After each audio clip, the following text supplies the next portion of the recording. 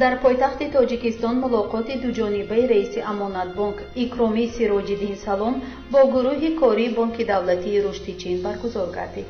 пас аз ин мулоқот масъулини амонатбонк эълон намуданд, ки лоиҳаи созишномаи нави қарзӣ дар ҳаҷми 6 миллион юани чинӣ дар рӯзҳои наздик байни амонатбонк ва Бонки давлатии рушди чин ба имзо хоҳад расид.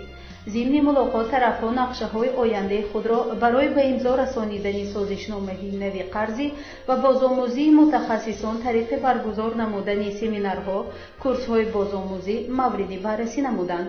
бино ба иттилои расонаишуда, роҳбарияти амонатбонк ва Бонки давлатии рушди чин ҳамчунин нақша доранд, ки то охири соли равон боз як созишномаи қарзӣ дар ҳаҷми $10 миллион барои рушд ва дастгирии соҳибкории хурдумиёна дар Тоҷикистон ба имзо расонанд.